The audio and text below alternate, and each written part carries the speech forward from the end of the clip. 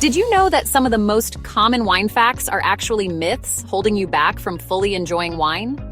Let's debunk the top 10 wine myths that might be ruining your wine experience. Wine education myths are like vines creeping into the wine community. They spread quickly, take root, and mislead everyone, from casual drinkers to seasoned enthusiasts. Have you ever hesitated to buy a screw-top wine or thought every bottle improves with age? You're not alone. In today's video, I'm tackling 10 of the biggest myths in wine education, breaking them down so you can sip with confidence. And as a bonus, I'll share one simple tip to instantly enhance your wine drinking experience later in this video, so stick around for that. Before we dive in, let me know in the comments, what's the one wine myth you've heard that you're unsure about? The top 10 wine myths, debunked. Number 1, all wines improve with age. The idea that every bottle of wine gets better with time is romantic, but it's a myth. Aging wine depends on its structure. Acidity, tannins, alcohol content, and sugar levels play critical roles. For example, robust reds like Bordeaux or Barolo often benefit from aging due to their high tannin content. On the other hand, most rosés and lighter whites like Sauvignon Blanc are designed to be enjoyed fresh for their vibrant flavors. Here's a takeaway.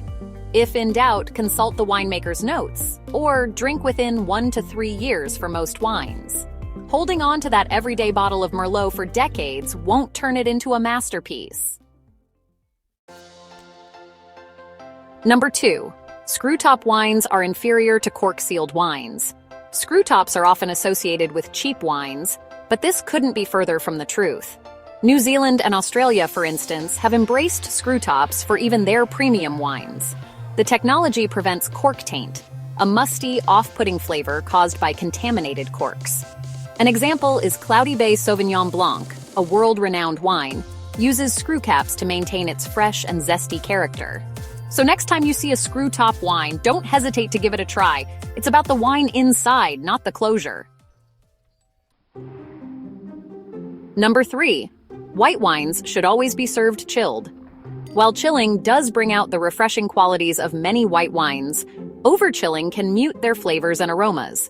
For instance, a crisp Pinot Grigio shines at 45 degrees Fahrenheit, 7 degrees Celsius, but an oaked Chardonnay's rich complexity emerges closer to 55 degrees Fahrenheit, 13 degrees Celsius. On the other hand, dessert whites like Sauternes or ice wine are often best enjoyed slightly cooler than room temperature to balance their sweetness. Number 4, red wines are always full-bodied. It's easy to associate red wine with heavy, bold flavors, but reds come in a spectrum of body types. For example, light-bodied reds include Pinot Noir and Gamay from Beaujolais. Medium-bodied reds feature Merlot and Sangiovese, and full-bodied reds encompass Cabernet Sauvignon and Syrah. Climate also affects a wine's body. A cool climate Syrah from northern Rhone will be more elegant and less full-bodied than a Syrah from Australia's Barossa Valley. Number 5, wine and cheese always pair perfectly. Wine and cheese are a classic pairing, but not every wine complements every cheese. The flavors can clash if the pairing isn't thoughtful. For example, tannic reds like Cabernet Sauvignon can taste metallic when paired with creamy cheeses. Instead, pair Brie with Chardonnay. Enjoy blue cheese with Port or Sauternes. Try goat cheese with Sauvignon Blanc. Why does this matter? The acidity, sweetness, and tannins in wine must balance with the cheese's fat, salt, and texture. A mismatched pairing can ruin the experience. Bonus question: what's your favorite wine and cheese pairing? Number 6, expensive wines are always better. Price often reflects factors like production scale, region, or branding, but not necessarily quality. A small family winery might produce a $15 wine that rivals a $60 bottle from a famous producer. Blind tasting studies have shown that many people prefer affordable wines over pricey ones. For example, a well-crafted $20 Rioja Reserva from Spain can outperform a $100 bottle from a less balanced vintage. Focus on value and your taste preferences instead of price tags. Number 7, all sparkling wines are champagnes. Well, actually, that's not quite true. Champagne is just one style of sparkling wine, made in the Champagne region of France using specific grapes like Chardonnay, Pinot Noir, and Pinot Meunier, and the traditional method. Now let's talk about some other sparkling wines. Prosecco, for example, comes from Italy. It's light, fruity, and made from Glera grapes using the tank method. Then there's Cava from Spain. This one is a drier, toastier style made in a similar method to Champagne. And don't forget about Cremant from France.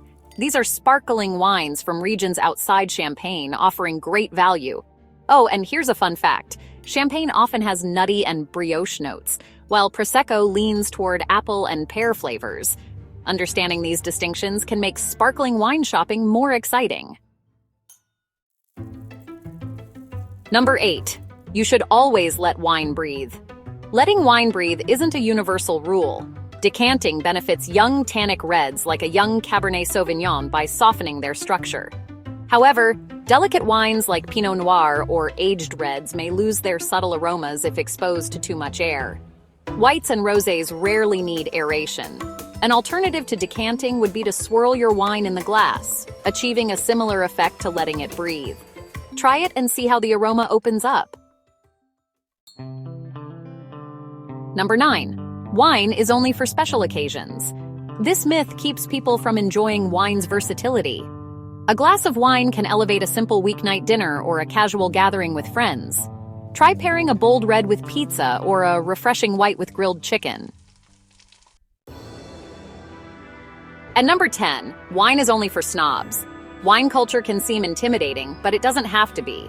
Gone are the days when you needed a sommelier certification to appreciate wine. Apps like Vivino and online wine communities have made wine more accessible than ever. Here's a tip. Start with what you enjoy, whether it's a $12 Zinfandel or a rosé in a can, and learn as you go. Remember, wine is about enjoyment, not judgment. Here's the bonus I promised earlier. Want to elevate your wine experience instantly? Use the correct glassware. The shape of your wine glass can dramatically affect the aroma and taste of the wine. For example, use a wide bowled glass for reds to enhance aeration. Choose a flute for sparkling wines to preserve the bubbles. Opt for a U-shaped glass for whites to maintain cooler temperatures. Give it a try and let me know what difference you notice in the comments. Wine should be fun, approachable, and personal. Don't let outdated myths hold you back from exploring and enjoying it your way. Which of these myths surprised you the most? Let me know in the comments below. Click on one of these videos now to continue your wine and food journey. If you found this video helpful, please give it a thumbs up, subscribe to our channel, and hit the bell icon to stay updated with our latest videos. If you have any questions or topics you'd like me to cover, leave a comment below. Until next time, may your adventures be as rich and diverse as the wines and food you discover. Toast to wine.